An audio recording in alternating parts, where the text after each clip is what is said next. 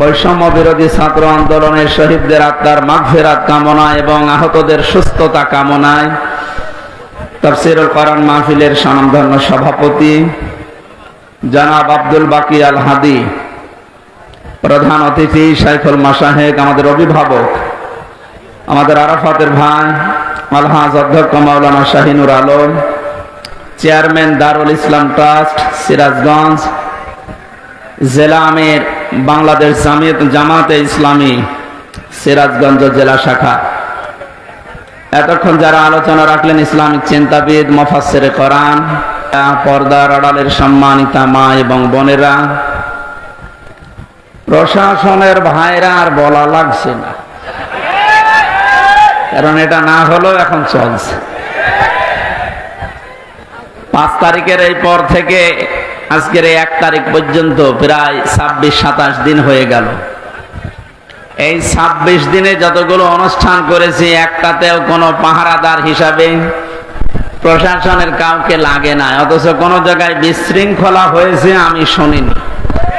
তার মানে এর আগে এই যে 14 জায়গায় পারমিশনের নামে যে বিরক্ত করা হতো আমাদের, এটা একটা ষড়যন্ত্র।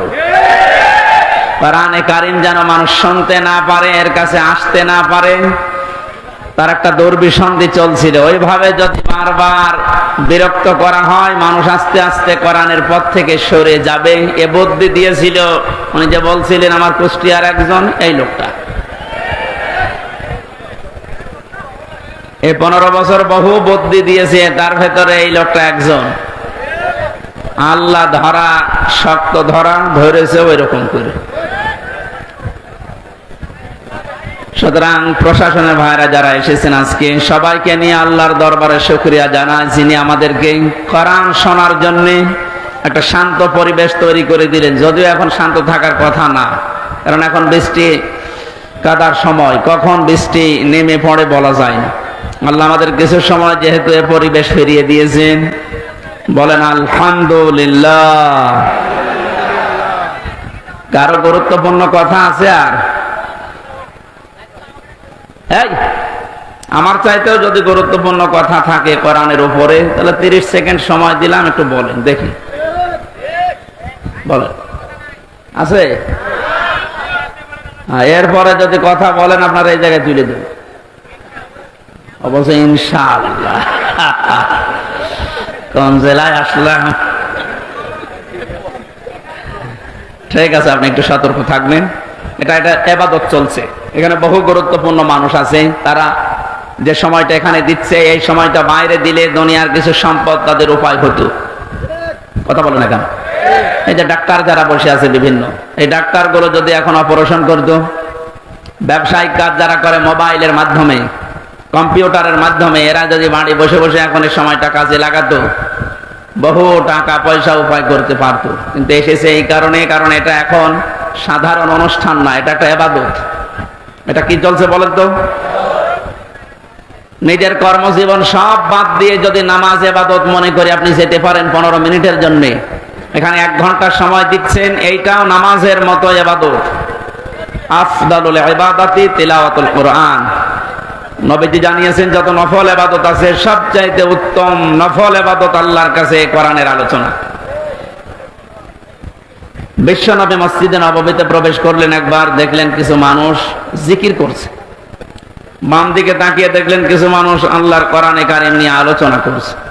বললেন 2 দলই ভালো কাজে আছে, তবে সবচাইতে উত্তম কাজে আছে তারা যারা কোরআন নিয়ে ব্যস্ত আছে। আমার আল্লাহ আমাকে এই মুহূর্তে নির্দেশ দিয়েছে যে কোরআনে কারীম নিয়ে যারা আলোচনা করছে, আমি যেন শ্রোতা হয়ে ওই ময়দানে বসে পড়ি। সিরাজগঞ্জবাসী মুসলমান হিসাবে অবশ্যই উপলব্ধি করতে পারছেন যে অনুষ্ঠানের দাম এখন কত। নবীজি যদি এখন জীবিত থাকতেন, আর এই সিরাজগঞ্জের এই গোল চত্বর দিয়ে যদি হেঁটে যেতেন, বিশ্বনবী নিজে কোরআনের সম্মানে এই ময়দানে এসে শ্রোতা হয়ে বসে পড়তেন। এরকম একটা জায়গায় আপনি বসে আছেন, মনে করবেন এই জায়গায় নবী বসতেন। জীবনের সর্বোচ্চ খুশি এখন আমরা, এই জন্য বলছি আলহামদুলিল্লাহ। বৈষম্য বিরোধী ছাত্র আন্দোলনের শহীদদের আত্মার মাগফিরাত কামনায়, এই যে শব্দটা অনেক দামি শব্দ। শহীদ যাকে তাকে বলা যায় না, আমি ব্রাহ্মণবাড়িয়া থেকে আসার সময় দেখি রাস্তার পাশে এক কবরে ব্যানার টাঙানো আছে, শহীদ ধীরেন্দ্রনাথ দত্ত। হ্যাঁ, এই যে কোরআন শরীফ আমার সামনে, সত্য কথা বলছে। এই নাম শুনে বোধা ভাগি করতেছে, মরে গিয়েছে। কথা বলে না কেন? আমরা শহীদ আরো কিছু মানুষের নামের আগে পরে দেখতে পাই। আল্লামা শহীদ দেলাওয়ার হোসাইন সাইদি রহমতুল্লাহ আলাইহি, এটা শহীদ না? উনি সারা জীবন এই কামনা করতেন, আল্লাহুম্মা ইন্নী আসআলুকা শাহাদাতান ফি সাবিলিক। হে আল্লাহ, তুমি আমাকে যদি মরণ দাও, তোমার কাছে আমি চাই তুমি আমাকে শাহাদাতের মরণ দিও। জেলখানার ভেতরে উনি কিন্তু ধুকে ধুকে মরে যেতে পারতেন, শাহাদাত পেতেন, কিন্তু এমন জায়গায় আল্লাহ নিয়ে তাকে জালেমদের হাতে মৃত্যু দিয়েছে, কেউ যেন দুনিয়ায় সন্দেহ করতে না পারে যে উনি এমনি মারা গেছে। উনি যে শহীদ, এটা এখন বাস্তব প্রমাণিত। এর কয়েকটা প্রমাণের ভেতরে এক নম্বরে, উনি হাসপাতালে ঢোকার আগে যে হাসিটা দিয়েছিল, এটা কোনো রোগী মানুষের হাসি না, ওনাকে রোগী বানিয়ে মেরে ফেলা হবে এই কারণে ওখানে নিয়ে গেছে। সুতরাং শহীদ এই ব্যাপারে কথা বলতে হলে খুব হিসাব নিকাশ করে বলবেন। কোরআনে কারিমে আল্লাহ জানিয়েছেন, মুখ দিয়ে যেহেতু মানুষ কথা বলে, এই জন্য মুখের উপরে নোটিশ দিয়েছেন, এই মুখ দিয়ে কথা বলবি না। ওয়ালা তাকুলু লিমান ইউকতালু ফি সাবিলিল্লাহি আমওয়াত বাল আহইয়াউ ওয়ালাকিন লা তাশউরুন। সূরা বাকারার 154 নম্বর আয়াতে আছে, তাফসীরে ফি জিলালিল কোরআনের ব্যাখ্যা আছে, আমি শুধু সামারাইজ করে একটু অল্প বলছি। আল্লাহ পাক বলেন, মুখ দিয়ে কথা কখনোই বলবি না, শুধু একজন দুইজন না, তাকুলু বহু বচন, কেউ এ কথা জীবনেও বলবি না যে যারা শহীদ হয়েছে, যারা মারা গেছে। যদিও কয়েকদিন আগে কয়েকটা ভিডিও দেখছিলাম, আহলে হাদিস, আহলে কোরআন, বিভিন্ন নাম নিয়ে তারা এ কথা বলতে চাচ্ছিল বা বলেছিল যে শহীদ আবু সাইদ নিজে বুক পেতে আত্মহত্যা করেছে, শহীদ হয়নি। আমি গতকালকে আবু সাইদের কবর দেখে আসলাম, কত বর্ষ দিন। সিরাজগঞ্জবাসী, শুধু আপনাদেরকে না রেকর্ড হচ্ছে, এটা তামাম দুনিয়ার মানুষকে বলছি, শহীদদের ব্যাপারে কথা বলতে হলে হিসাব করে বলবেন, কারণ আল্লাহ নিজে এটা মুখের উপরে নোটিশ জারি করে দিয়েছেন, কথা বলা যাবে না। বাল আহইয়া, আল্লাহ বলেন ওরা জীবিত, ওরা কি ওয়ালাকিন লা তাশউরুন, কিন্তু তোমরা টের পাও না। শহীদ আবু সাইদের এই আত্মদান, জীবন দানের মাধ্যমে যত মানুষ উদ্বুদ্ধ হয়েছে, যার কারণে আজ এখানে বসে আমরা কথা বলতে পারছি। আপনি কি মনে করেন এই ময়দানটা এত সহজ না? আজকের এই অনুষ্ঠানের জন্য কারো পারমিশন লাগে নাই, অথচ 5 তারিখের আগে অনুষ্ঠান করতে 14 জায়গায় বলা লাগতো। যাদের সাথে ঘৃণায় কথা বলা যায় না, মানুষ মনে করা যায় না, এই মানুষের কাছেও বলা লাগতো, ভাই একটু লিখে দেন। কথা বলে না কেন? আমি কেন বললাম যে ঘৃণা লাগতো ওদের সাথে কথা বলতে? আমি এমনি বলি নাই, কোরআনে কারীম জানিয়েছে, ইন্নাল্লাযীনা কাফারু মিন আহলিল কিতাবি ওয়াল মুশরিকিনা ফি নারি জাহান্নামা খালিদিনা ফিহা উলাইকা হুম শাররুল বারিয়া। এই আয়াতের ভেতরে আল্লাহ যে কথা জানিয়েছেন, নিশ্চয় যারা কিতাব পেয়েছে, আমরা যারা মুসলমান কিতাব পেয়েছি না পাইনি, আমাদের কিতাবের নাম বলেন। ইহুদিরা দাবি করে ওরাও কিতাব পেয়েছে, তাওরাত। খ্রিস্টানরা দাবি করে ওরাও কিতাব পেয়েছে, ইনজিল। 104 খানা সহিফা কিতাব মিলিয়ে আল্লাহ পৃথিবীতে দিলেন। এই জন্য যারা কিতাব পেয়েছে, কিতাব পাওয়ার পরে যে মানুষগুলো কুফরি করে, তার মানে কিতাবের কথা জানার পরও গোপন করে রাখে। মুশরিক যারা পৃথিবীতে, এই মানুষগুলো জাহান্নামে থাকবে চিরকাল। যত সৃষ্টি আল্লাহ বানিয়েছেন, সব চাইতে বড় খারাপ সৃষ্টি আল্লাহ তাদের নাম উল্লেখ করেছেন। আমরা তো তাই দেখেছি, কোরআন আমরাও পেয়েছি, আমাদের মতো নামধারী মুসলমান যাদের কাছে অনুমতি নেওয়া লাগতো, এরাও পেয়েছে। কথা বললেন না কেন? আজকে ইসলামী ব্যাংকের এক অফিসার এসেছিল দেখা করার জন্য একটু আগে। ওনার কাছে একজন বলছে আজকে তো মাহফিল আছে এখানে, আমির হামজার, যাবেন না? উনি কোন দল করে আমি জানি না, উনি ঘোষণা দিয়েছে যে যাবো কি করে, ওখানে তো তাফসীর হবে না, হবে রাজনীতি। আপনি কথা বলতে পারলেন? আমি কোরআনে মানুষ উল্টা পাল্টা ধারণা করবে আমার কথা শোনার পরে, জন্য আমি আয়াত, পারা, পৃষ্ঠা, লাইন, রুকু, সূরার নাম, তাফসীরের নাম সব বলে দেই, যে আপনি বাড়িতে মিলিয়ে দেখেন আমার কথা কোরআন হাদিসের বাইরে যায় কিনা। এরপরেও যে লোকটাই কথা বলেছে যে ওখানে ওয়াজ হবে না, তাফসীর হবে না, রাজনীতি হবে, রাজনীতি কি ওয়াজের বাইরে? রাজনৈতিক জীবনে যারা ভুল করছেন, কোরআন আর হাদিস বাদ দিয়ে যারা রাজনীতি করে জাহান্নামে যাচ্ছেন, আপনাকে তো আমার বাঁচানো লাগবে। আপনি আরো বন্ধু মনে করে আসবেন, তাড়াতাড়ি না উল্টা পাল্টা ফতোয়া দিয়ে নিজেও আসেন না, মানুষের মরণ সন্দেহ তৈরি করেন। যিনি কথা বলেছেন তিনি ভুল পথে আছেন। আপনি এখন যদি তাওবা না করেন যে ওখানে গেলে রাজনীতি হবে, তাফসীর হবে না, আপনি যদি একটা সজ্ঞানে বলে থাকেন, আপনার ঈমান নষ্ট হয়ে গেছে। কারণ রাজনীতি এর শব্দটা কোরআনে নেই। বলেন,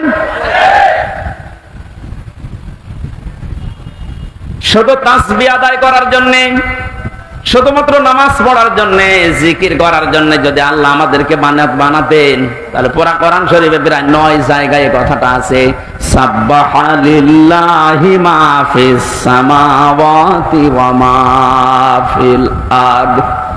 আসমান আর জমিনে যা আছে সব সৃষ্টিগুলো আমি আল্লাহর তাসবিহ আদায় করছে। তো মানুষকে সৃষ্টি করার পরে তারাও তাসবিহ আদায় করছে, কথা আল্লাহ কোরআনে দেয়নি। মানুষকে আল্লাহ কেন দিয়েছেন এই পৃথিবীতে?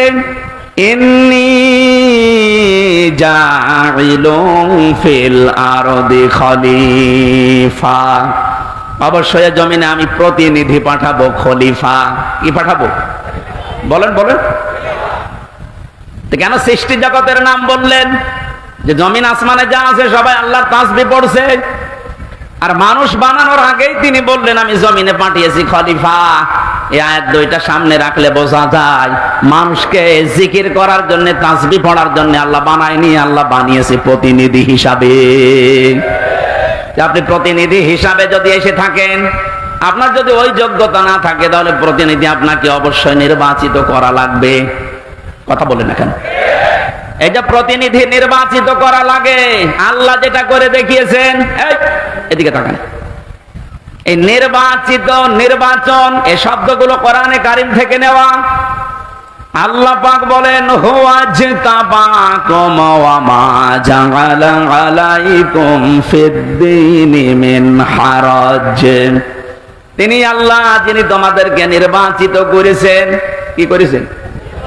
নির্বাচিত কখন করা হয়? যখন নির্বাচন হয়। 15 বছর তো নির্বাচনই হয়নি, তো নির্বাচিত কিভাবে হলো?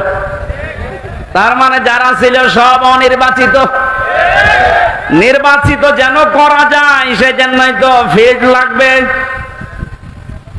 সমান সমান ফিল্ড না হলে আপনি নির্বাচিত করবেন কি করে?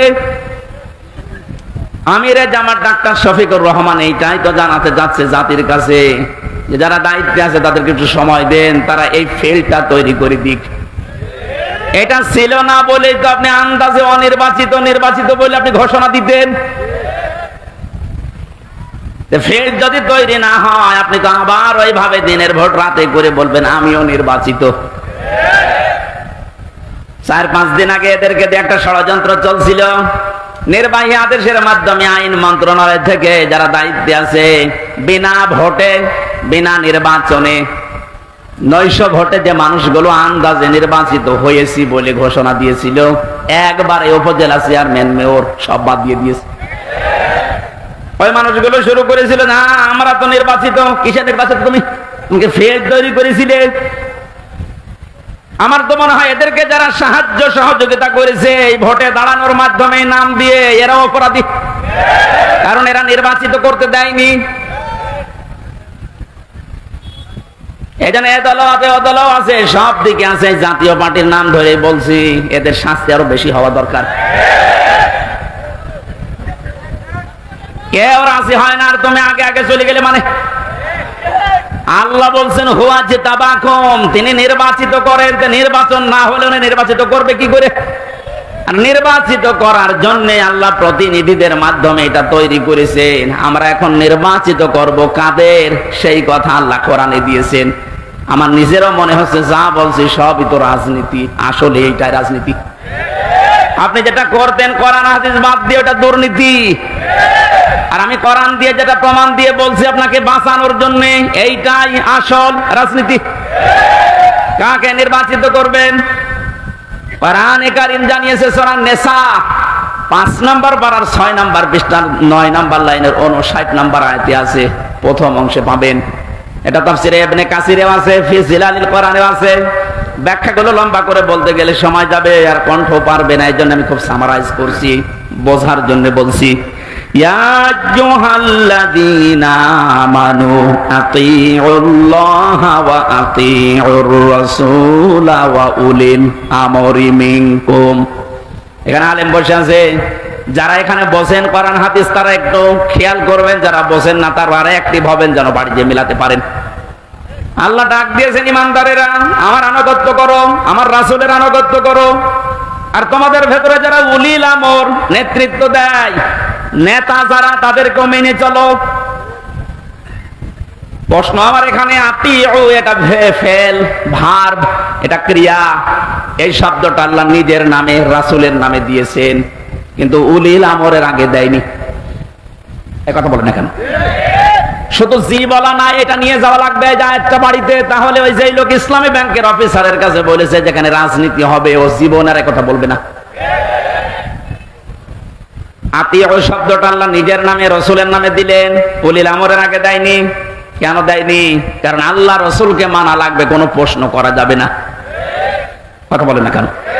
কিন্তু উলিল আমর যদি মেনে চলতে হয়, যেহেতু ওনারা, আল্লাহকে তো আপনি এখানে পাচ্ছেন না, রাসূলকে পেয়েছিলেন কিন্তু এখন নেই, কিয়ামত পর্যন্ত তিনি আসবেন না, কিন্তু উলিল আমর তো আসবে। এই জন্য উলিল আমরকে যদি আপনি মেনে চলতে চান, দেখতে হবে উপরে বর্ণিত এই দুইটা আছে কিনা, আল্লাহ রাসূলকে ওই লোকটা মেনে চলে কিনা। আপনি যাকে নেতা মানবেন, যার নেতৃত্বে চলবেন, যাকে আপনি নির্বাচিত করবেন, আমি এই শব্দগুলো কি বানাচ্ছি? হুয়া জিতাবাকুম, এ জিতেবা মানে নির্বাচিত করা। নির্বাচন না হলে নির্বাচিত করা যায় না। আল্লাহ তাহলে নির্বাচনের মাধ্যমে নির্বাচিত করেছেন আমাদেরকে। কোটি কোটি মানুষেরা উম্মত হওয়ার জন্য আশা পেশ করেছিল, আকাঙ্ক্ষা, কিন্তু আল্লাহ তাদের বাছাই করেনি। আল্লাহ শুধু আমাদের মতো মানুষগুলোকে উম্মতে মুহাম্মদী নির্বাচিত করেছেন। সুবহানাল্লাহ বলতে পারেন না? মুসা নবীর মতো, ঈসা নবীর মতো এত বড় পাওয়ারফুল নবীরা আকাঙ্ক্ষা করেছিল যে আমরা নবী হয়েছি ভালো, কিন্তু নবী না হয়ে যদি মুহাম্মদুর রাসূলুল্লাহর উম্মত হতে পারতাম তারপরও ভালো হতো। আল্লাহ বলেন না। একজনেরটা কবুল হয়েছিল হযরত ঈসার, এজন্য তিনি আসবেন দুনিয়ায় আবার নবী হয়ে না, উম্মত হয়ে। মুসা নবীর মতো এত বড় নবীর দোয়া কবুল আল্লাহ করেননি যে না তোমারটা হবে না। আপনি টের পাচ্ছেন যে নির্বাচিত হয়ে আমরা কত দামি জায়গায় আছি। বাংলার মুসলমানেরা, আজকে এই ওয়াজটা যদি আপনি বাড়ি নিয়ে যেতে না পারেন, এরকম ওয়াজ 1 বছর পরে একদিন না, প্রতিদিন 24 ঘন্টা হলেও আপনার কোনো কাজ হবে না। এই জন্য আতিউ শব্দটা আল্লাহ দেওয়ার কারণে আল্লাহ রাসূলকে মানতে গিয়ে আপনি কোনো প্রশ্ন করতে পারবেন না, বুঝে আসুক আর না আসুক। হয়তো আপনার স্বল্প জ্ঞানে বুঝে আসছে না, কথা বলেন না কেন? তা আল্লাহ আপনার চাইতে ভালো বোঝে না, বোঝে না? কিন্তু উলিল আমর যারা, এদেরকে মানতে হলে মাস্ট বি, অবশ্যই দেখা লাগবে লোকটা আল্লাহ রাসূলকে মেনে চলে কিনা। যদি মেনে চলে তাকে মানা ফরজ, যদি মেনে না চলে তাকে মানা হারাম। হযরত সাদ ইবনে আব্দুল্লাহ ইবনে সাদ রাদিয়াল্লাহু তাআলা আনহু বিবাহ করার পরে খোরমা বিলি করলেন, মিষ্টি বা খোরমা খেজুর। মোনাজাত কমপ্লিট হয়ে গেছে, বিয়ে শেষ, বাসর ঘরে যাবেন, হঠাৎ করে এক কাছের চিঠি নিয়ে এসেছে। ডাক দিয়ে বলে, আব্দুল্লাহ খলিফাতুল মুসলিমিন হযরত ওমর চিঠিটা পাঠিয়েছে। উনি চিঠি খুললেন, ওখানে লেখা দেখলেন, ও আব্দুল্লাহ যেখানে থাকো আমি রাষ্ট্রের দায়িত্বে আছি। ওমর, আমি তোমার উলিল আমর বলছি, আমি তোমার উলিল আমর বলছি যেখানে থাকো চিঠি পাওয়ার পরে সঙ্গে সঙ্গে দেখা করো, তোমার জিহাদের ময়দানে পাঠাবো।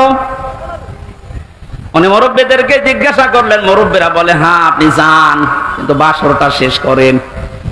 হযরত আব্দুল্লাহ ওই মজলিসে উঠে দাঁড়িয়ে কোরআনের কয়েকটা আয়াত পড়ে তাদেরকে জানিয়েছিলেন, ইয়া আইয়ুহাল্লাযীনা আমানু মা লাকুম ইযা ক্বিলা লাকুম ইনফিরু ফী সাবিলিল্লাহি সাকালতুম ইলাল আরদ আরাদিতুম বিল হায়াতিদ দুনিয়া মিনাল আখিরাহ ফামা মাতাউল হায়াতিদ দুনিয়া ফিল আখিরাতি ইল্লা কলিল। সূরা তাওবার ভেতরে আছে, আমি শব্দটা বোঝানোর জন্য আয়াতটা পড়লাম, খুব ভালো করে মিলান। তিনি মুরব্বীদেরকে বললেন, হে আমার মুরব্বীরা, আমার মাথার তাজ, আপনারা সম্মান করি আপনাদের। আল্লাহ কি ডাক দিলেন আমাকে, ঈমানদারেরা, যখন তোমাদেরকে আল্লাহর রাস্তায় বের হওয়ার জন্য বলা হয় তখন তোমরা মাটি কামড়িয়ে পড়ে আছো। তোমরা কি দুনিয়ার জীবন পেয়ে সন্তুষ্ট হয়ে গেলে? অথচ আখিরাতের তুলনায় দুনিয়ার জীবন একেবারেই সামান্য। তার মানে এই ময়দানে আমাকে এখন পাঠাতে যিনি চাচ্ছেন উনি সাধারণ মানুষ না, উনি হচ্ছে উলিল আমর। কেন? হযরত ওমর যেহেতু আল্লাহ রাসূলকে মেনে চলে, এজন্য ওমরকে মানা এই মুহূর্তে ফরজ। কথা বুঝলেন? আজ আমাদের বাস্তবতা যদি আমরা এভাবে মিলাতে পারতাম যে আল্লাহ রাসূলকে যে মেনে চলে আমরা তাকে নির্বাচিত করব, আল্লাহ রাসূলকে যে মেনে চলে না ও আমার বাবা হলে ওকে আমি নির্বাচিত করব না, কারণ এটা দুনিয়ার বিষয় না, এটা সম্পর্ক আখিরাতের সাথে। নয়তো আমি ধরা খাবো। আপনি যে ধরা খাবেন তার প্রমাণ কি? সূরা বানী ইসরাইল 15 নম্বর পারা 8 নম্বর পৃষ্ঠা 3 নম্বর লাইনের 72 নম্বর আয়াতের প্রথম অংশে আছে। বাড়িতে মিলাবেন যদি বিশ্বাস না হয়, আবার ওই লোকের মতো আবার বললেন না যে না আজকে রাজনীতি হচ্ছে। ইয়াউমা নাদউ কুল্লা উনাসিন বিইমামিহিম। আল্লাহ পাক বলেন কিয়ামতের দিন আমি প্রতিটি মানুষকে বিচারের দ্বিতীয় স্টেপে, প্রথম স্টেপে ডাকবে একা একা, আর দ্বিতীয় স্টেপে প্রতিটি মানুষকে আল্লাহ ডাক দেবে তার নেতার সাথে। কার সাথে? আগে নেতা, এরপরে কর্মী। এটা রেকর্ড হয়ে সারা বাংলাদেশে কালকে ছড়িয়ে যাবে। 18 কোটি মানুষের দায়িত্ব নিয়ে এখন আমি বলছি, কান খাড়া করেন দেশের মানুষেরা। কোরআনের চোখ, হাদিসের চোখ লাগিয়ে দেখতে পাচ্ছি আপনি জাহান্নামে যাচ্ছেন। আপনার নিজের বিবেকের কাছে বলেন তো, কিয়ামতে প্রতিটি মানুষকে আল্লাহ যেহেতু তার নেতার সাথে তুলবে, যেই নেতার আদর্শ আপনি মেনে চলেন, যাকে নির্বাচিত করবেন বলে আপনি ভোট দেওয়ার সিদ্ধান্ত নিচ্ছেন, আপনি নিজে থেকেই বলেন ওই লোকটা যদি কিয়ামতে আপনার সামনে দাঁড়ায় আপনি তার পেছনে। আল্লাহ তো আগে ওকে দেখবে, এরপর আপনাকে। আপনার কি মনে হয় ওর যা অবস্থা, ওর যা চরিত্র, ওর যা সুরত সিরাত, ওরে দেখলে আল্লাহ মাফ করবে বলে মনে হয়? দেখলেন? অবশ্যই না, তো এখনই ধরা খাবে।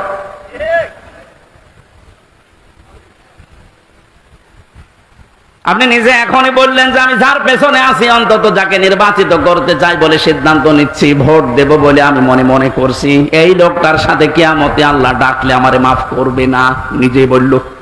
তাহলে ও ধরা খেয়েছে। কেরা বললো গো? হাত তোলেন তো। আপনি আপনি যেন ধরা না খান, এই জন্যই তো আয়োজন। রাজনীতি মনে করে আপনি আসলেনই না, আপনি তো ধরা আরো বেশি খাবেন। পাগলকে যদি বলা হয় নৌকা নাড়াবি না, ও বলে আমার মনে ছিল না। আরে ভাই, আমি তো আজকে কবরের ওয়াজ করবো বলে এসেছিলাম, আপনি কি মনে করে দিলেন? মনে যখন করেই দিয়েছেন আপনাকেও বাঁচাতে হবে, আমারও বাঁচতে হবে। এই জন্য উলিল আমর মানার ক্ষেত্রে খুব সতর্ক। এটা দুনিয়ার বিষয় না, এটা রাজনীতি মনে করবেন না, এটা আপনার আখিরাত জড়িত। আল্লাহ তুমি আমাকে যেভাবে বুঝিয়েছো কোরআনে কারীম, সবাইকে ওই সহজ ভাবে বোঝার তৌফিক দাও।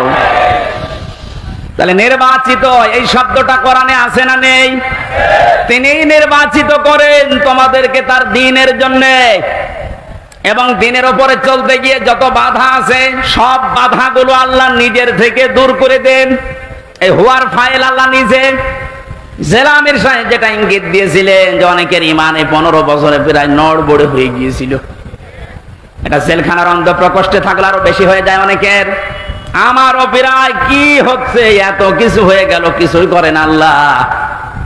আল্লাহ বলেন দিনের উপরে যদি সত্য সত্যই টিকে থাকতে পারো, যত বাধা বিপত্তি ঝড় ঝাপটা আসবে আল্লাহ নিজে ওইটা দূর করে দেবে।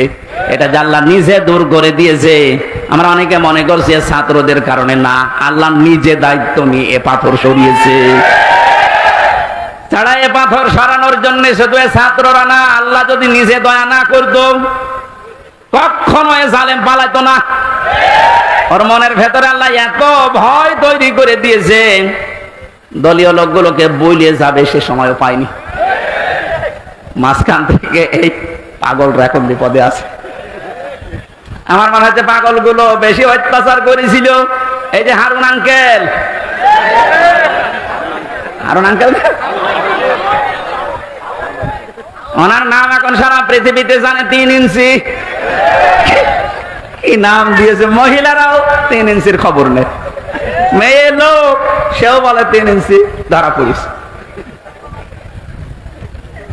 5 তারিখের পর থেকে আজকের এই 31 তারিখ পার হয়ে আজকের 1 তারিখ পর্যন্ত বারবার ঘোষণা দেখেছে আমাদের অভিভাবক যিনি, শুধু বাংলাদেশের না, গোটা পৃথিবীর ইসলামী আন্দোলনের অভিভাবক তিনি এখন ডাক্তার শফিকুর রহমান। দূর থেকে উল্টা পাল্টা ধারণা করতে পারেন যে কি এমন উনি জেনারেল শিক্ষিত একটা ডাক্তার। আরে ভাই, তার ইখলাস জানেন, তার তাকওয়া জানেন, তার ইবাদতের খবর জানেন। আমি ছিলাম তার সাথে 4টা দিন। আমার তো মাঝে মাঝেই মনে হয় পৃথিবীতে কেউ যদি জিন্দা ওলি দেখতে চায়, ওই আস্তালায় গাছতলায় বসতলায় যারা বসে আছে বটতলায়, ওরা আল্লাহর ওলি না। আল্লাহর ওলি দেখতে চাইলে আপনি ওই লোকটার দিকে তাকিয়ে থাকবেন, ওটা জিন্দা ওলি। তার ইবাদতের মার্কা আপনি খোঁজ পাবেন না। এই যে সকাল বেলায় এই 65 বছরের একটা মুরব্বী মানুষ, সকাল বলতে রাত 4:30টার সময় ডাক দেয়, ওই সময় হাতে হ্যান্ডকাপ দিয়ে পায়ে বেড়ি দিয়ে কোর্টে নিয়ে যাচ্ছে। তাও 1-2 কিলোমিটার না, এই কাশিমপুর থেকে একেবারে কোর্ট পর্যন্ত যাওয়া আসা করতে প্রায় 7-8 ঘন্টার সময় লেগে যায়। এত কষ্ট স্বীকার করে রাত 8টা 9টা 10টার সময় ওনারে নিয়ে আসতো। ওনার যেন দেরি হয়, যেন ওনার কষ্ট হয়। ঘরে আসার পরে দেখলাম, বলতাম মুরব্বী খাবার খাবেন না, ঘুমিয়ে পড়েন। আমার বলছে হামজা ঘুমাও। যত পাশেই ছিলাম মাঝে মাঝে জিজ্ঞাসা করতাম যে এত কষ্ট করে আসলেন, ঘুমাবেন না? আমারে বলছে ঘুমাও, আমি এখন কিছু সময় আল্লাহর জিকির করব, দরুদ শরীফ পড়ব। 2-2.5 ঘন্টা ঘুমিয়ে, যে মানুষটা রাত 9:30 10টার সময় কোর্ট থেকে এসে 2 ঘন্টা 2.5 ঘন্টা পর্যন্ত ঘুমিয়ে এরপরে তাহাজ্জুদের নামাজে, হাফেজ কিনা আমি জানি না, যতটুকুই পড়তো, এরপরে সেজদায় পড়ে যেত। 40-45 মিনিট 1 ঘন্টা দেখি সেজদায় পড়ে আছে। ভোর পর্যন্ত যার সাদা দাড়িগুলো সাদা, চুল সব সাদা হয়ে গেছে, টপ টপ করে পানি পড়তো, শুধু হাত তুলে সেজদার পরে বসে আছে। আমার তো সেজদা লাগে 1.5 মিনিট 2 মিনিট, আর ওনার সেজদা লাগতো 45 মিনিট 1 ঘন্টা। 1.5 ঘন্টা কেটে যেত এক সেজদায়। আমার 12 রাকাত তাহাজ্জুদ মিলে মাত্র 1.5 ঘন্টা ওনার এক সেজদায় চলে যেত। বাকি তাকওয়ার খবর তো বাস্তবে আপনি টের পাননি। প্রতি সোমবার বৃহস্পতিবার রোজা রাখার নিয়ম, কয়জন মহারথী আছে এখানে আমল করে? সারাটা জীবনে আমল করতে করতে আসতেছে, খালি ধারণা করে দূর থেকে, কি জানে এত ডাক্তার মানুষ। তার যে এলেমের বহর, একটা জেনারেল মানুষ হয়ে কোরআনে কারিম এরকম গভীর গভীর কথা বলা আমি বিশ্ববিদ্যালয়েও পাইনি। আরে ভাই, আমি তো ভার্সিটিতে শেষ করে আসলাম, আমাদের বহর তো আমি দেখেছি। ডাক্তার মানুষের কাছে থেকে কোরআনে কারিমের শব্দের এত গভীরে যেতে পারতেন আমি দেখেছি বাস্তবে, যে জীবনে ওই রকম কথা আমি কোনোদিন শুনি নাই। অনার্স মাস্টার্স করেছিলাম, তো এক একটা শব্দ যখন বলতেন, এমন এমন শব্দের অর্থ নিয়ে আসতেন যে কোনোদিন কল্পনাও আসে না যে শব্দের ভেতরে থাকতে পারে। দিনের উপরে চলতে গিয়ে কোন বাধা আল্লাহ নিজের থেকে দূর করে দেয়, রাখেন না। এটা আমি আগে জানতাম না, ওই সময় জেনেছি। আল্লাহ পাক বলেন, তোমাদেরকে যেহেতু আল্লাহ নির্বাচিত করেছে লক্ষ লক্ষ কোটি কোটি উম্মত থেকে, সুতরাং তোমাদের দাম কম না, অনেক বেশি। তোমাদের পরে ঝড় ঝাপটা বিপদ আপদ আসবে আল্লাহ জানে, কিন্তু আসলে আল্লাহ থাকতে দেবে না, স্থায়ী হতে দেবে না। আল্লাহ নিজে দায়িত্ব নিয়ে ওই ঝড় ঝাপটা বিপদ আপদ তার নিজের দায়িত্বে দূর করে দেবে। আল্লাহ এইটাই করে দিয়েছে। কথা বলে না কেন? না, এটা 15 বছরে কত মহারথী তো চেষ্টা করলো, সব চেষ্টায় প্রায় বিফল হয়ে গেছে। ছাত্র আন্দোলনের নামে যারা নেমেছিল এই মানুষগুলোর সাথে মাস্ট বি আল্লাহ আবাবিল পাঠিয়েছিল। জালেমদের মনের ভেতরে আল্লাহ ভয় তৈরি করে দেন। এ দায়িত্ব কার? আরো জোরে। এটা তৈরি করেন কাদের কারণে? যে মানুষগুলোর ভেতরে ইখলাস আছে যত বেশি, তাকে দেখলে জালেমরা ভয় পায় তত বেশি। আমরা 15 বছর অনেক জালেমকে ভয় পেয়েছি তার অত্যাচারের কারণে, আর আমিরে জামাতকে এখনো জালেমরা ভয় পায় তার তাকওয়ার কারণে। বাংলার মুসলমানেরা, আমি যেটা বোঝানোর জন্য পর্যন্ত এসেছিলাম, শহীদ যারা হয় এদের নিয়ে যারা উল্টা পাল্টা ধারণা করেন, কোনদিন এই মুখ দিয়ে কথা বলবেন না যে ওনারা মরে গেছে, এমনি না, ওনারা জীবিত, কিয়ামত পর্যন্ত শুধু জীবিত এইটাই থাকবে, কিন্তু আমরা টের পাই না। এর পরের কথা আল্লাহ দিয়েছেন, মানুষ যেহেতু ধারণা করতে পারে, মুখে হয়তো বলে না, কিন্তু ধারণা করতে পারে যে মরে গেছে। আল্লাহ ধারণার উপর নোটিশ দিয়েছেন, ওয়ালা তাহসাবান্নাল্লাযীনা কুতিলু ফি সাবিলিল্লাহি আমওয়াতা বাল আহয়াউন ইনদা রাব্বিহিম ইরযাকুন। সূরা আলে ইমরান 4 নম্বর পারা 11 নম্বর পৃষ্ঠা 9 নম্বর লাইনের 169 নম্বর আয়াত। এটা তাফসীরে কাবীরে পাবেন। আল্লামা ফখরুদ্দিন রাজি রহমাতুল্লাহ আলাইহি ব্যাখ্যা করতে গিয়ে লিখেছেন, ওই পৃথিবীর মানুষেরা মুখ দিয়ে তো বলবেই না, অন্তরে যেন এই ধারণাও কোনোদিন না আসে যে শহীদরা মরে গেছে। এটা ধারণাও করা যাবে না। বালা হয়াউন, বরং তারা জীবিত। বরং তারা কি? আরো জোরে। ইনদা রাব্বিহিম ইরযাকুন, তারা তাদের রবের কাছে খাবার খাচ্ছে। শহীদ আবু সাইদের বাড়িতে গিয়েছিলাম, যে গরিব মানুষ, 6টা ছেলে ওনার, এটা ছোট। ওনার বাবা মারে বলছিল যে অবস্থায় ওদের বাড়ি ঘর দেখলাম, আমার মনে হয় 3 বেলা পেট পুরে খাবার খাওয়ার মতো পরিবার না। আল্লাহ তার জীবনটা এত বেশি পছন্দ করেছিলেন, সাধারণভাবে মরণ দেয়নি, এত সাহস তার বুকের ভেতরে দিয়েছিলেন, জালেমদের সামনে জীবনটা দিয়ে শাহাদত বরণ করে কিয়ামত পর্যন্ত জান্নাতি খাবার খাবে। কোন সন্দেহ নেই যে কিয়ামত পর্যন্ত আল্লাহ খাওয়াবে। কারণ যেহেতু মরে না, জীবিত থাকে, আর জীবিত থাকলে খাওয়া লাগে, খাওয়া লাগে না? আর খেলে রক্ত গোশত তৈরি হয়, খাবার খেলে মানুষের রক্ত গোশত তৈরি হয়। ওই দিন আমার মাহফিল, দিনে রাতের বেলা গিয়েছিলাম, ওখানে রাত 9:30টার পরে অনুষ্ঠান ছিল আমার গাইবান্ধার গোবিন্দগঞ্জে। ওখানে এসে উঠলাম, জেলা আমির সাহেব এসে আমার বলছে, আমির হামজা, 1 মাস আগে এখানে সাব্বির নামে একামতের দিনের একজন, ওকে মেরে ফেলা হয়েছিল। 1 মাস পরে ওর কবর খুঁড়ে কবর ভেঙে গেছে বৃষ্টিতে। দেখলাম ওর কবরের ভেতর থেকে তাজা রক্ত পাওয়া যাচ্ছে। সিরাজগঞ্জবাসী, আল্লাহর কসম করে বলছি, কোরআনের আয়াত আমি 100% বিশ্বাস করি। শাহাদত বরণ করলে সত্যি এরা কিন্তু মরে না, এরা জীবিত। আর জেগে থাকলে যেহেতু খাওয়া লাগে, আর খেলে মানুষের রক্ত গোশত চর্বি চামড়া তৈরি হয়। 1 মাস পরে এই জন্য কবর ভেঙে যাওয়ার পরে দেখা যাচ্ছে ওর রক্ত টাটকা রক্ত। তার মানে আল্লাহ 1 মাস তাকে না খাওয়িয়ে রাখে নাই। না খাওয়িয়ে রাখলে তো পাওয়া যেত না। কথা বলেন না কেন? একটা বাস্তব আর একটা প্রমাণ দিচ্ছি, হাদিস। হযরতে হামজা রাদিয়াল্লাহু তাআলা আনহু, তার একটা ছোট্ট মেয়ে ছিল। সে শহীদ হওয়ার পরে নবীজির কাছে এসে বলেছিল, ভাই, আমার বাবা যে শহীদ হয়েছে, আপনার মুখে আমি শুনেছি, কোরআনে আছে যে শহীদরা মরে না, জীবিত, ওরা নাকি জান্নাতে ঘুরে বেড়ায়। আমার বাবা যে শহীদ হয়েছে জীবিত, আমি এটা দেখতে চাই। নবীজি বললেন, বোন আমার কি করে দেখাবো এখানে তোমাকে? হঠাৎ করে ছোট মেয়েটা আকাশের দিকে তাকিয়ে বলছে, আব্বু আমি এখানে। নবীজি বলছেন, বোন কাকে ডাক দাও? বলছে, আব্বু ওই যে পাখা লাগিয়ে কার সাথে যেন উড়তেছে। বিশ্ব নবী বলেন, বোন আমার, ওটা দুনিয়া না, ওটা জান্নাতের ভেতরে তোমার বাবা জান্নাতের পাখি হয়ে উঠতেছে। এই লোকটাকে 70 টুকরা করা হয়েছিল। এক লজ্জা স্থান কেটে 3 টুকরা করেছে। বিভিন্ন জায়গায় ছড়িয়ে ছিটিয়ে দিয়েছে, উহুদের ময়দানে, পাহাড়ি এলাকায়। সাহাবায়ে কেরাম তার লাশ টুকরা টুকরা গুলো এনে যখন এক জায়গায় করলেন, কয়েকটা টুকরা আর পাওয়া যায়নি, এমন দূরে দূরে তারা ফেলে দিয়েছে। নবীজি নিজের চাদরটা দিয়ে হযরতে হামজাকে ঢেকে দিলেন। মাথা থেকে হাঁটু পর্যন্ত ঢেকেছিল, হাতি সেটা পার বেরিয়ে থাকে, ঢাকা যায় না।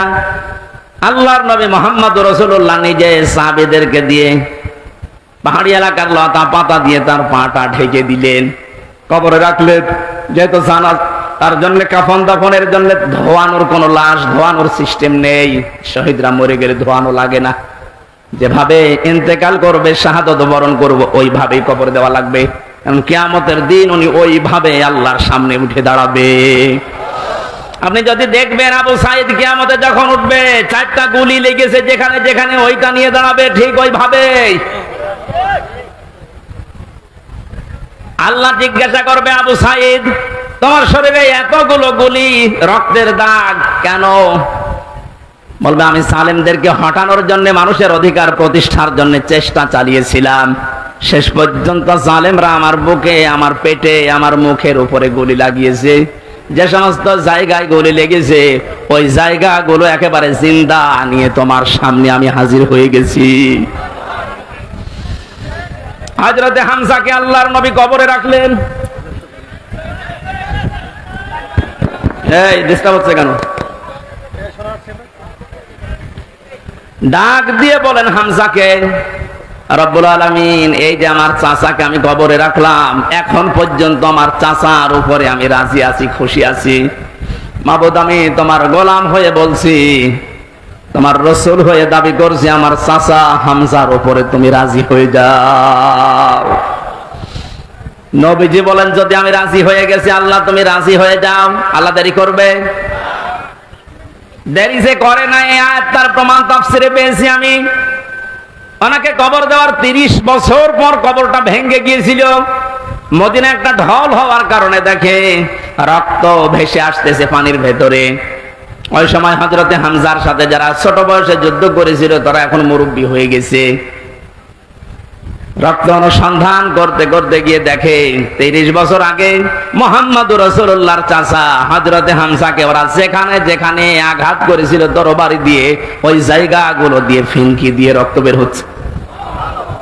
বাংলার মুসলমানেরা ভালোভাবে মিলান, আল্লাহ যে আহয়াউন দিয়ে শেষ করেননি, ইনদা রাব্বিহিম ইরযাকুন, তারা তো জীবিত এবং খাবার খায়।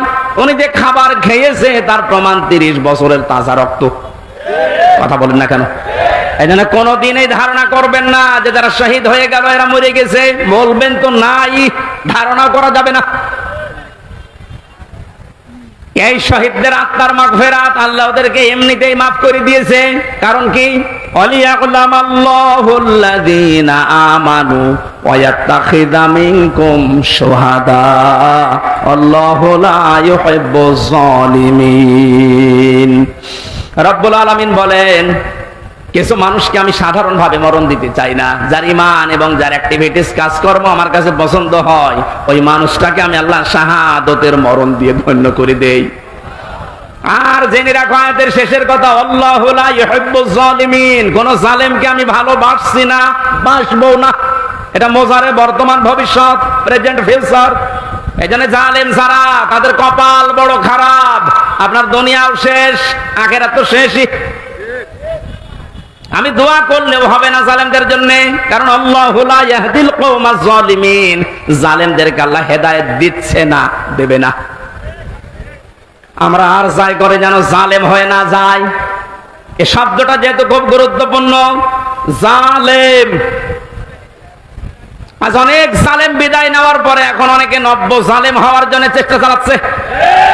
গতকালকে চুয়াডাঙ্গার একটা খবর শুনলাম, আমি কোরআনের আয়াতের সাথে মিলিয়ে আশ্চর্য হয়ে গেছি।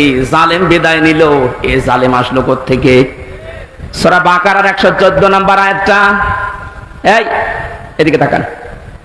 ওমান আযলামু মিম্মান মানাআ মাসাজিদাল্লাহি আইয়ুযকারা ফীহা ইসমুহু ওয়া সাআ ফী খারাবিহা ইলা আখির আয়াত।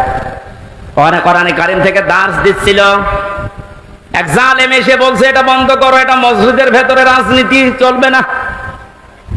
আমি মিলিয়ে দেখলাম কোরআনে কারিমের আয়াত আল্লাহ মনে হয় ওর নাম দিয়েই নাযিল করেছেন, আমান আসলাম। আল্লাহ বলেন বড় জালেম দেখতে চাও?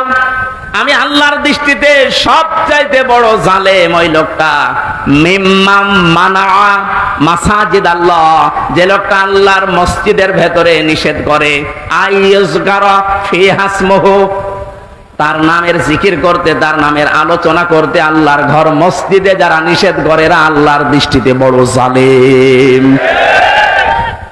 আমরা মনে করছি জালেম হয়তো বিদায় হয়ে গেছে, না, এখনো নব্য জালেম তৈরি হচ্ছে। এজন্য জালেম যদি কেউ হয়ে থাকেন, বুঝে হন আর না বুঝে হন, থামেন, আপনার কপালে আগুন লাগবে।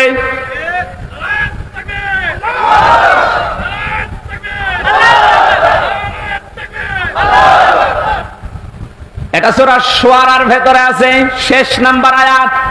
আল্লাহ বলেন অতি শীঘ্রই জালেমরা তাদের পরিণতি, তাদের আশ্রয়স্থল দেখতে পাবে। এই জালেমরা যেমন আজ দেখতে পাচ্ছে, এত বড় দরবেশ কেউ দেখলাম জুলুম করার ফল কি? দাড়ি কেটেও বাঁচতে পারে না। আল্লাহ বলেন জালেমদেরকে আমি ধরি, কারণ জালেমের বিরুদ্ধে আমার মামলা। কার মামলা? শব্দটা লক্ষ্য করেছেন? জালেমের বিরুদ্ধে হামজা মামলা দেবে না, জালেমের বিরুদ্ধে মামলা দেবে কে? ডাক্তার শফিকুর রহমান আজকেও ঘোষণা দিয়েছে কুষ্টিয়ায় যে আমরা সবাইকে সাধারণ ক্ষমা করে দিলাম, কিন্তু যে পরিবারগুলো অত্যাচারিত হয়েছে তারা যদি এখন অত্যাচারের প্রতিশোধ নিতে গিয়ে কিছু করে, ওইটার জন্য আমরা দায়ী না। শব্দটা আসলে ঠিক, কারণ ওয়াইন আকাবতুম ফাআকিবু বিমিসলি মা উকিবতুম বি। আল্লাহ বলেন যতটুকু অত্যাচারিত হয় প্রতিশোধ অতটুকু নিতে পারবা। আমার তো যতটুকু মনে হচ্ছে এতটুকু নিলেও জালেমরা দুনিয়ায় টিকে থাকতে পারবে না। আপনাকে ব্যারিস্টার আরমানের মতো 8 বছর যদি মাটির নিচে ওই কবরের ভেতরে রাখা যায়, আপনি যত বড় জালেম হন এমনি মরে যাবেন। আল্লাহ তো বলেছে যতটুকু করেছে অতটুকু করো, আপনি পারবেন?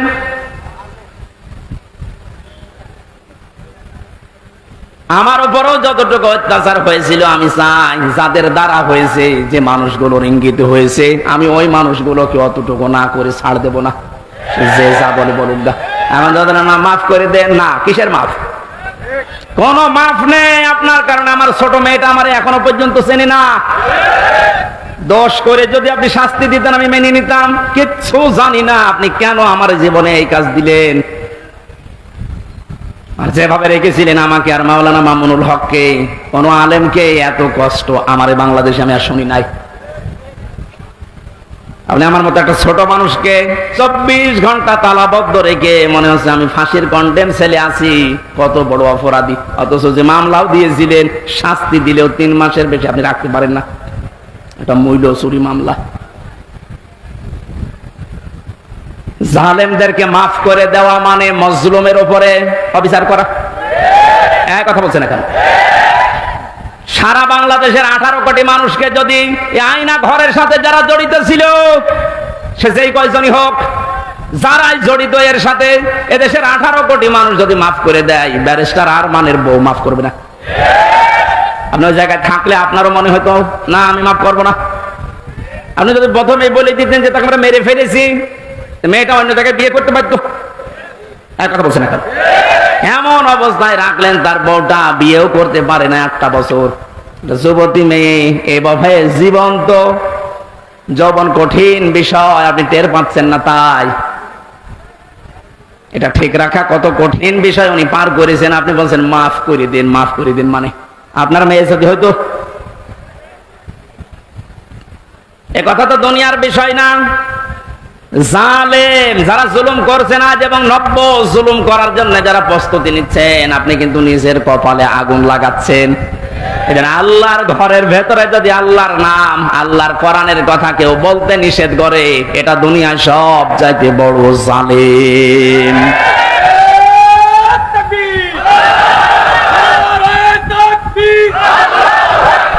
ইসলামের শত্রুরা,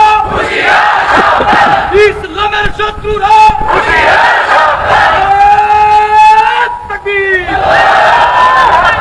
এবার একটা কঠিন আয়াত বলছি, খুব ভয়ঙ্কর। এটা আমি যে জালেম জালেম জালেম বলছি বারবার কেন জানেন? কারণ জালেমদের বিরুদ্ধে আল্লাহ নিজে অভিযোগ দায়ের করবেন, নিজে মামলা ঠুকে দেবেন। ইন্নামাস সাবিলু আলাল্লাযীনা ইয়াযলিমুনান নাস। সূরা সূরার 42 নম্বর আয়াত প্রথম অংশে আছে, আল্লাহ পাক বলেন অবশ্যই আমি আল্লাহ নিজে মামলা দেব জালেমের বিরুদ্ধে, যারা মানুষ হয়ে মানুষের উপরে জুলুম করেছে, অত্যাচার করেছে। যারা বাংলার জালেমেরা, আপনার দুনিয়ার জীবন শেষ, আর আখিরাত তো আপনি আল্লাহর মামলার আসামি। যিনি বিচারপতি, যিনি রায় দেবেন, তিনি যদি মামলার বাদী হয়, তা আপনি তো একেবারে সরাসরি খালাস পেয়ে যাবেন। বলেন না কেন? আমার মামলার যারা আসামি, মানে বাদী ছিল, যারা আমার মামলার যারা বাদী ছিল, তারা টাকা পয়সা বহু খেয়েছে আকিস গ্রুপের কাছ থেকে। গত পরশু দিন আকিসের মালিক আমারে বলছে, হুজুর আপনাকে আমরা চাকরি দিয়েছিলাম আমাদের মসজিদের খতিব হিসাবে, ওই শয়তানরা আপনাকে পেছে ফেলে আমাদের কাছে কয়েক কোটি টাকা 5 তারিখের আগ পর্যন্ত নিয়েছে। যদি 5 তারিখ না আসতো ওরা এখনো টাকা নিত। আমার মামলার আয়োজক লোকটা মেজানুর রহমান, টেকের হাটে বাড়ি। আমার মনে হয় ওরে পেলে পিটিয়ে মানুষ জনগণ মেরে ফেলবে। আর বাকিগুলোর নাম একবার বলেছিলাম ওই যে কুষ্টিয়ার এক মাহফিলে, তারা পরের দিন বলছে, হুজুর আর নাম বললেন না, কিছু হলে কিন্তু আমরা মারা পড়ে যাব। কেমন ভয় আছে জালেমরা দেখেন। তবে এই যে লোকটা, এই লোকটা 5 তারিখের আগের দিন 4 তারিখ রাত্রে টাকা নিয়েছে, এই মামলার আয়ুটা ওই এখন নাই, থেমে গেছে। আমার মনে হয় 5 তারিখ বাংলাদেশে না আসলে ও শয়তান এখনো টাকা নিত।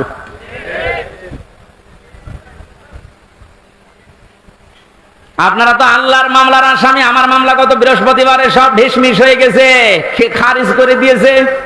বিচারপতি দেখে বলছে এটা মামলা হইলো, অথচ ওই বিচারপতি 5 তারিখের আগে বলতো হ্যাঁ এটা কিছু করা যাবে না।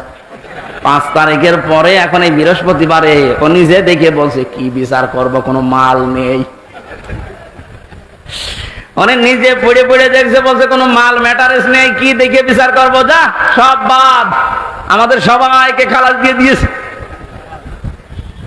এই যে খালাসি যখন দিয়ে দেবেন, তো 3 বছর আপনি বিনা কারণে জেল খাটালেন। কোন কারণে? খালাস দেওয়া মানে কি কোনো অপরাধ নেই, কোনো দোষ আমরা পাইনি নাকি?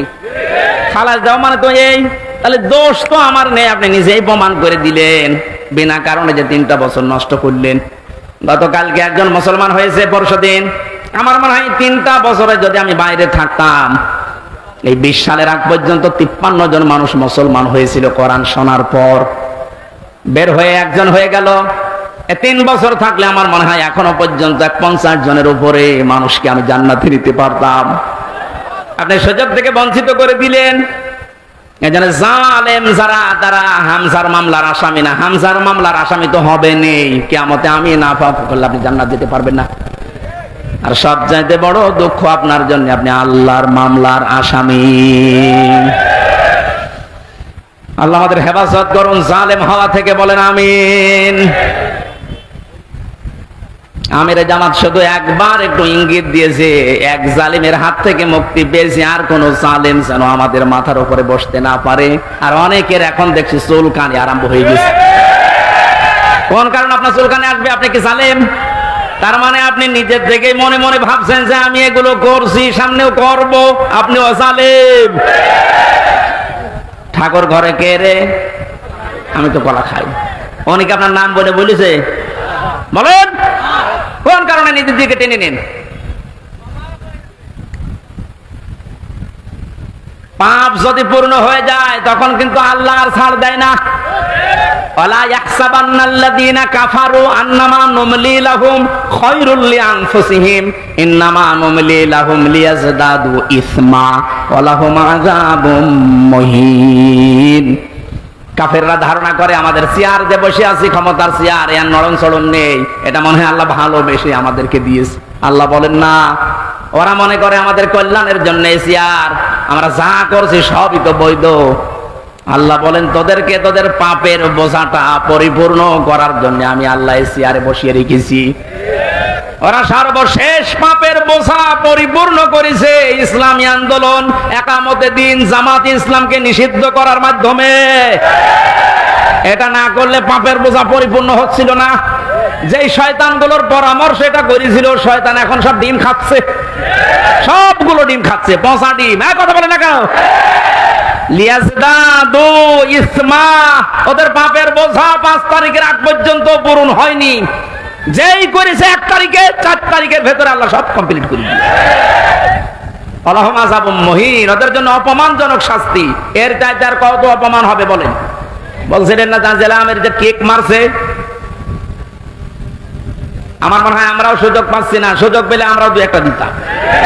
কারণ আপনারা যা করেছেন আমার সাথে, কম বেশি এই দেশে যদি 10 জন আলেমকে পরিস্থিতির দিক থেকে, এলেম আমল না, শুধু পরিস্থিতির দিক থেকে 10 জন মানুষকে সারা বাংলাদেশে চেনে, তার ভেতরে আমি একজন।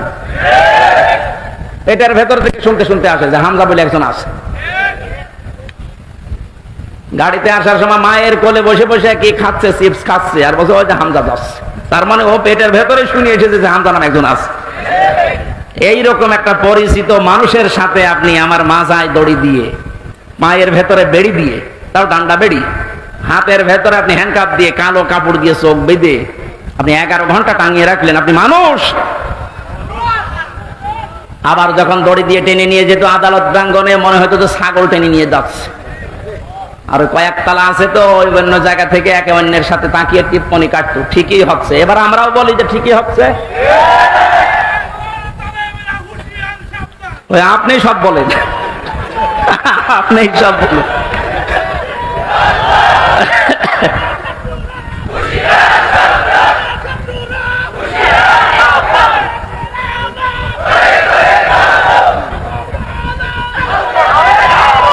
আলহামদুলিল্লাহ ভাই,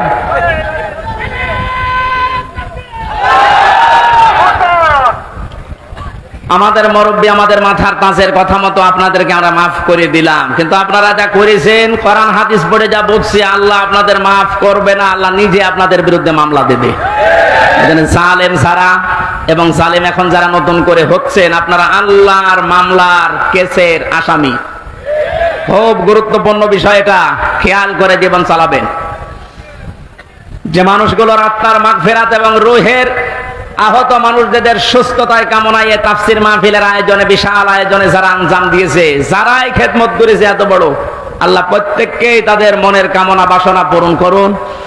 আমরা বারবার বলছি, আমরা কিন্তু এখনো পর্যন্ত বিজয় অর্জন করতে পারি নাই, আমরা শুধুমাত্র স্বাধীন হয়েছি কেবল।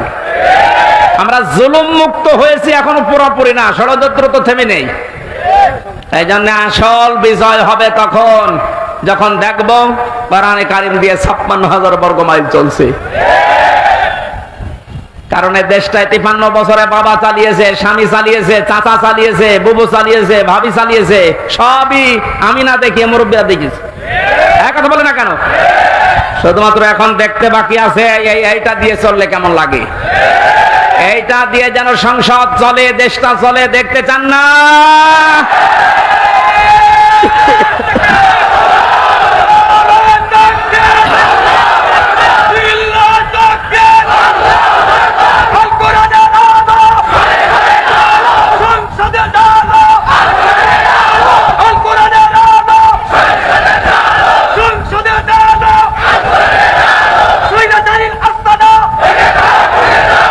আলহামদুলিল্লাহ।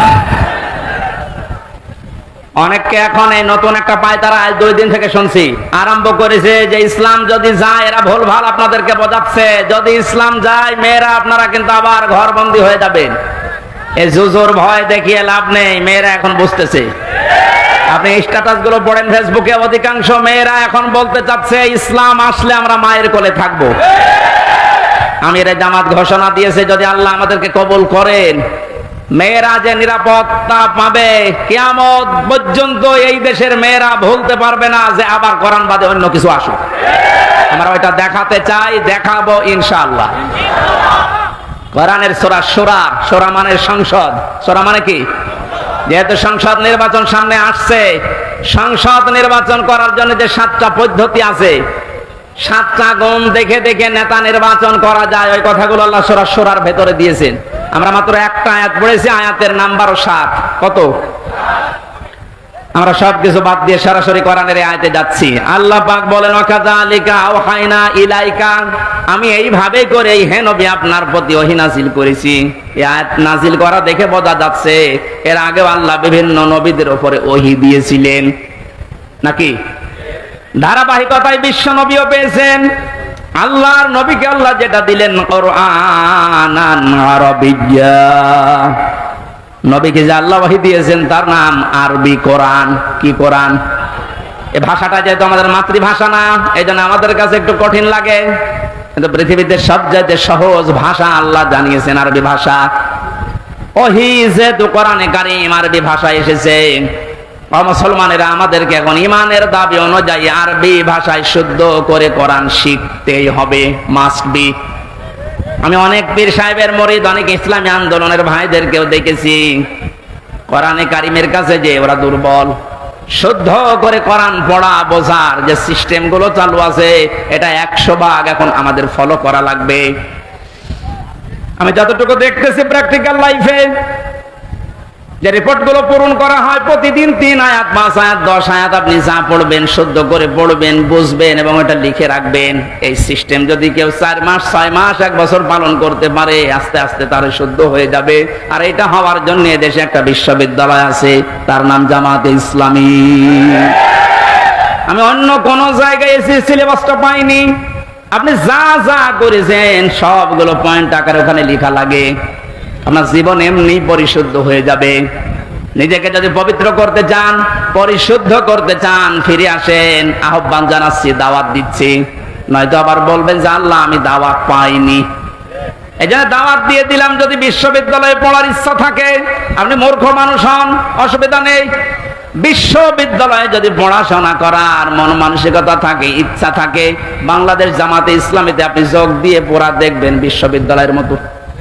আপনার জীবন ঠিক ওই ধাঁচে গড়ে তুলবে। একটা মানুষ সব দিক থেকে পারদর্শী হয়, অথচ লোকটা দেখেন ডাক্তার। আজকে কুষ্টিয়াতে ভাষণ দেওয়ার সময় তিনি উদাহরণ দিচ্ছিলেন, উনি কিন্তু একটা সার্জন ডাক্তার, অপারেশন করতেন। তার মানে ডাক্তারি লাইনে উনি সর্বোচ্চ। কোরআনে কারিমের লাইনে তো আমি নিজে দেখেছি তার জ্ঞানের বহর এবং শুদ্ধ। হাদিসের লাইনে উনি পাণ্ডিত্য অর্জন করেছে অনেক আমাদের মতো হাজারো আলেমের চাইতেও বেশি। ইংরেজিতে বক্তব্য দিচ্ছে, অনেকে আছে ইংরেজি বক্তব্য দূরের কথা, ইংরেজির নাম শুনলে ভয় পায়। কথা বলছে না কেন? চারিদিক থেকে জ্ঞান অর্জন করার জন্য লোকটাকে যে জায়গা থেকে তুলে নিয়ে এসেছিল আল্লাহ, ওখানে যদি এতদিন থাকতেন বড় নাস্তিক হয়ে যেতেন ইনুর মতো। সেখান থেকে আল্লাহ তুলে এনে কত বড় দায়িত্ব দিয়েছে তার মাথার উপরে। এই জন্য এই বিশ্ববিদ্যালয়ে আপনিও ভর্তি হতে পারেন, এখনো সুযোগ সময় আছে। আপনাকে আমরা জান্নাতে নিয়ে যেতে চাই এই বিশ্ববিদ্যালয়ে ভর্তি হওয়ার মাধ্যমে। সাফ কথা বলছি, জীবনে গুনাহগার যদি হয়ে থাকেন, গুনাহ অল্প স্বল্প যায় থাক, যদি একামতের দিন কায়েম করা লাগবে দিন, এই আন্দোলনের সাথে একনিষ্ঠভাবে ইখলাসের সাথে লেগে থাকতে পারেন, আমি কোরআন হাতে নিয়ে গ্যারান্টি দিতে পারি আল্লাহ আপনাকে জাহান্নামে দেবে না।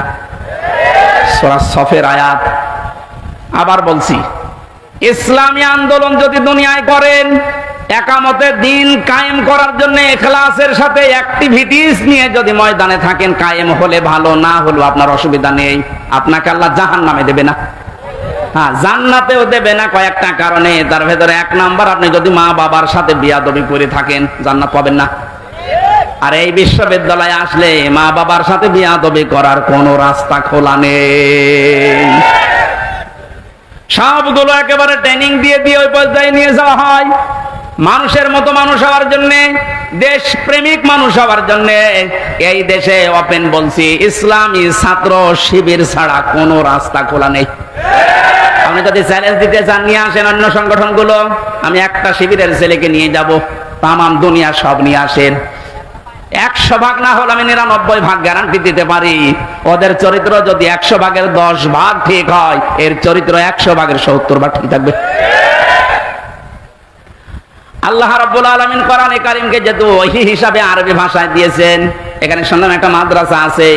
আমি যে বাড়িতে ছিলাম তিনি বলছিলেন আপনাদের একটা সুযোগ আছে, আল্লাহর এই ওহীকে শিক্ষা করার জন্য এরকম মাদ্রাসায় আপনি ভর্তি হয়ে যান, যে বয়সে থাকেন। কোরআন শুদ্ধ করা ছাড়া, কোরআন পড়া ছাড়া আল্লাহর নিকটবর্তী হওয়া যাবে না। ইমাম মালিক বলেছিলেন, মাবুদ তোমার প্রিয় হওয়া যায় কিভাবে? 100 বার তিনি আল্লাহকে স্বপ্ন দেখে একই কথা বলেছিলেন যে তোমার প্রিয় হওয়া যায় কি করে? আল্লাহ পাক বলেন, ইমাম মালিক কোরআন পড়ো, কোরআন পড়ো। উনি বারবার প্রশ্ন করতেন, আল্লাহ বুঝে পড়বো না বুঝে পড়বো? আল্লাহ পাক বারবার জবাব দিয়েছেন, বুঝে পড়ো না বুঝে পড়ো, শুদ্ধ করে পড়ো, তার তিলের সাথে পড়ো, আমি আল্লাহর প্রিয় পাত্র হয়ে যাবে। যেন আমরা যেহেতু মালিকের প্রিয় হতে চাই, যেন আমাদের শুদ্ধ করে মাস্ক বিয়েটা পড়া শেখাই লাগবে। আল্লাহ রাব্বুল আলামিনের পরে বলেন, লিতুনযিরা উম্মাল কুরা ওয়া মান হাওলাহা। হে নবী, এই কোরআন দিয়ে আপনি মক্কার এবং মক্কার আশেপাশে যা আছে, এই আশপাশ বলতে তামাম দুনিয়া বুঝিয়েছেন আল্লাহ। তাফসীর ইবনে কাসিরে লিখেছে, ওমান হাওলাহা মানে সমগ্র পৃথিবী। সুতরাং এখন নবী নেই, উনি থাকলে এই কাজটা করতেন। সৌদি আরব থেকে বাংলাদেশে এসে আপনাদেরকে সতর্ক করতেন। এই সতর্ক বাণী পড়া কোরআন শরীফে আছে 500টা। কয়টা? সবচাইতে বেশি যেই বিষয়টা দিয়ে মানুষ সতর্ক হতে পারে তার নাম কিয়ামত। কারণ এইটার জবাবদিহিতা যতদিন পর্যন্ত আপনি উপলব্ধি করতে না পাবেন যে কিয়ামত হবে, আল্লাহ বলেন, তুনজিরা ইয়াউমাল জামিউ লা রাইবা ফি। ওই দিন সম্পর্কে সতর্ক করো যেদিন সম্পর্কে কোনো সন্দেহ নেই, সন্দেহের অবকাশ পর্যন্ত নেই। মানুষের জীবন পরিচ্ছন্ন হওয়ার জন্য 8টা মাধ্যম আছে, তার 1 নাম্বার মাধ্যম এইটা যে যত বেশি জবাব দিতে হবে, আল্লাহর দরবারে দাঁড়াতে হবে, এরকম টেন্ডেন্সি যত বেশি তৈরি করবে তার জীবন তত বেশি পরিচ্ছন্ন হবে। খলিফাতুল মুসলিমিন হযরত আবু বকর সিদ্দিক রাদিয়াল্লাহু তাআলা আনহুকে তার স্ত্রী উম্মে রোমানা ডাক দিয়ে বললেন, স্বামী আমার, বাইতুল মালে যিনি দায়িত্বে আছে খাজানচিতে, অর্থমন্ত্রীকে আপনি বলেন আগামী মাস থেকে যেন আগামী মাসের যে বেতন আছে ওটা যেন অ্যাডভান্স আমাদেরকে দিয়ে দেয়। উনি বললেন, কেন? ছেলে আপনার পায়েস খেতে চেয়েছে, পায়েসের টাকা আমাদের কাছে নেই। চলে গেলেন বাইতুল মালে, ডাক দিয়ে বললেন, আমার কিছু টাকা পয়সা লাগবে, যেহেতু এ মাসের টাকা আমি নিয়ে নিয়েছি, আগাম মাসের টাকা আমার অ্যাডভান্স দিয়ে দেন। বাইতুল মালে যিনি দায়িত্বে ছিলেন তিনিও ওই রকমই তেল মারা মানুষ না। তিনি ডাক দিয়ে বললেন, খলিফা, টাকা আমি আপনাকে আগাম মাসের দিতে পারি, আপনি আগামী মাস পর্যন্ত বেঁচে থাকবেন, ওইটা লিখে দেন। উনি বলছে, টাকা আমার লাগবে না। বাড়িতে যে স্ত্রীকে বলছে, স্ত্রী আমি পারলাম না, আমাকে এই কথা শুনিয়েছে। স্ত্রী ধৈর্যশীল ছিলেন, ধৈর্যশীলা বললেন, ঠিক আছে, আপনি যখন পারলেন না, যেভাবে চলছে সংসার চলতে দেন। 15 দিন পর তিনি পায়েস রান্না করে দিয়েছে। হযরতে আবু বকর বললেন, স্ত্রী পেলে কোথায়? আপনাকে বলেছিলাম, আপনি তো অপারগতা প্রকাশ করলেন, আপনি পারেননি। আমি প্রতিদিন 1 মণ 1.5 মণ করে তুলে রাখতাম এই আটা চাউল, যাই বলেন। এই 15 দিন তুলতে তুলতে প্রায় 2 কেজি হয়ে গেছে। ওটা পাশের বাড়িতে বিক্রি করে আমি আজকে এই পায়েসের ব্যবস্থা করেছি, কোনো উল্টাপাল্টা কাজ করিনি। উনি বললেন, ঠিক আছে সন্তান আব্দুল্লাহ, ভালো করে খাও। দর দিয়ে চলে গেলেন বাইতুল মালের খাজানচির কাছে, বললেন, বাইতুল মালের দায়িত্বে আছো, অর্থমন্ত্রী, আগামী মাস থেকে আমার বেতন যদি 12,000 টাকা দিতে থাকো তো 2,000 টাকা কম দিও। কেন? কারণ 10,000 টাকা হলেও আমার সংসার চলে, এটা আমি দেখেছি। আমার মনে হচ্ছে এই যে কিয়ামতের জবাব দিতে হবে, টেন্ডেন্সি তার ভেতরে কোন পর্যায়ে ছিল আপনি বলেন। আর 1628 জন মানুষ দায়িত্বে আছে, দায়িত্বে যে সরকার আছে থাক, এর এই 1628 জন মানুষ শুধু এখন যদি আবু বকরের মতো এই চিন্তা নিয়ে দেশটা চালায়, আমার মনে হচ্ছে 16 ঘন্টায় এই দেশটা একেবারে রোল মডেল হয়ে যাবে। এতদিন যারা রোল মডেল করেছিল, কি মডেল দেখিয়েছেন আপনি? কি মডেল দেখিয়েছেন? এটা একটা জরিপ পেলাম আজকে, এটা শোনালে আপনার মাথা খারাপ হয়ে যাবে। অবশ্য 2009 সালের পিলখানার নির্মম হত্যাকাণ্ড, আমার সাথে 1500 জন মানুষের, তার ভেতরে আমার মনে হয় 900 মানুষকে তো আমি পরিচয় করেছিলাম বিডিআর বিদ্রোহের নাম দিয়ে। এই 14-15 বছর বেকার, তারা জেল খাটতেছে, কিচ্ছু জানে না। এমনও মানুষ আছে। পঞ্চগড়ে এক মুরব্বীর সাথে পরিচয় ছিল, বলছে আমি রিটায়ার্ড করবার 1 মাস পরে, অথচ 15 বছর 14 বছর আমি জেলে আছি। 2013 সালে হেফাজতের কর্মীদের শাপলা চত্বরে যে নির্মম হত্যাকাণ্ড, 2014 সালে একক নির্বাচন, 2018 সালে কোটা আন্দোলনকারীদের নির্মম নির্যাতন, 2018 সালে নিরাপদ সড়ক আন্দোলনকারীদের নির্মম নির্যাতন, 2018 সালের নির্বাচনী গায়েবী ভোট, বিরোধী দলীয় নেতা কর্মীকে গুম, খুন, হত্যা এবং আয়নাঘর, 11 লক্ষ কোটি টাকা বিদেশে পাচার, তার ভেতরে এক দরবেশী 36,000 কোটি টাকা। এটা 11 লক্ষ কোটি। দলীয় প্রয়োজনে পুলিশকে ব্যবহার, বাক স্বাধীনতা কেড়ে নেওয়া, সর্বশেষ 2024 সালে কোটা আন্দোলনের নামে গণহত্যা। এর একটা অস্বীকার করতে পারবেন? আমি দেয়নি, বিবিসি দিয়েছে জরিপটা।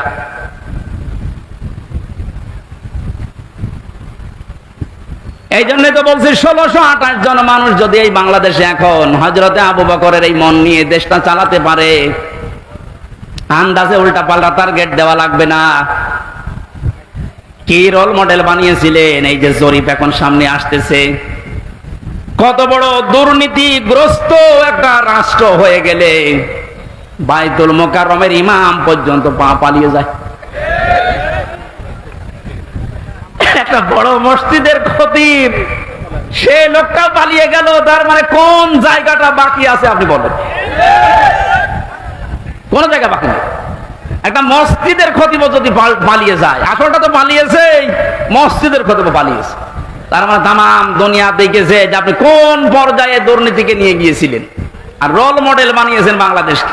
রোল মডেল হবে হযরতে আবু বকরের চিন্তা নিয়ে আসেন যে আমার 8,000 10,000 টাকা হলে মাস চলে যায়, অর্থমন্ত্রী আগামী মাস থেকে তুমি 2,000 কম দিও। কিয়ামতে জবাব দিতে হবে। এই বিশ্বাস যত বেশি তৈরি হবে, আপনার জীবন পরিচ্ছন্ন হবে। ফারিকুন ফিল জান্নাতি ওয়া ফারিকুন ফিস সাঈর। একদল মানুষকে আল্লাহ জান্নাতে প্রবেশ করাবে, একদল মানুষকে জাহান্নামে দেবে। সুতরাং যাদেরকে জান্নাতে দেওয়ার ঘোষণা দিচ্ছেন, আল্লাহ যেন এই দলে শামিল হওয়ার তৌফিক দেন। আমিন, আল্লাহুম্মা আমিন। লা ইলাহা ইল্লা আনতা সুবহানাক ইন্নী কুনতু মিনাজ জালিমিন। ও মাবুদ, কোরআনে কারীমের কথাগুলো শোনার জন্য মানুষগুলো এত পাগল, এদের উপরে তোমার খাস রহমত নাজিল করে আল্লাহ। এই আয়োজনে যদি খুশি হয়ে সওয়াব দিয়ে থাকো, আমাদের নবীজির রওজায় পৌঁছিয়ে দাও। তামাম দুনিয়ার মাঠের নিচে যত মানুষ ঘুমিয়ে গেল, আল্লাহ মাফ করে দাও। যে সমস্ত শহীদদের আত্মার মাগফিরাত এবং অসুস্থ মানুষদের সুস্থতায় কামনায় এই মাহফিলের আয়োজন, আল্লাহ তুমি সব দেখতে পাচ্ছ, সব শুনতে পাচ্ছ। ওদেরকে তুমি শাহাদাতের উচ্চ মর্যাদা দান করো। আহতদের তুমি শেফায়ে কামেলা আজেলা নসিব করে দাও। এ বাংলাদেশে আমরা স্বপ্ন দেখি কোরআন দিয়ে চলবে। আল্লাহ, আমাদের কোনো স্বপ্ন নেই। এটা আমাদের রাজনীতিও না, এটা তোমার নীতি। যেহেতু তুমি জানিয়েছো কোরআনে কারীম দিয়েছি রাষ্ট্র চালাতে, আমরা এইটা চাই, তুমি চোখে দেখার তৌফিক দাও। যা করা লাগে আমরা তোমার হাতে দিলাম। আল্লাহুম্মা ইন্না নাজআলুকা ফি নুহুরিহিম ওয়া নাউযু বিকা মিন শুরুরিহিম। মুসাফির অবস্থায় আছি, অসুস্থ অবস্থায় আছি, মাজলুম অবস্থায় আছি, আল্লাহ তুমি আমাদের মোনাজাত কবুল করো। জীবনে কিচ্ছু চাই না আমাদের নিজেদের জন্য, শুধু এইটা চর্ম চোখে দেখতে চাই যে কোরআন দিয়ে দেশটা চলছে।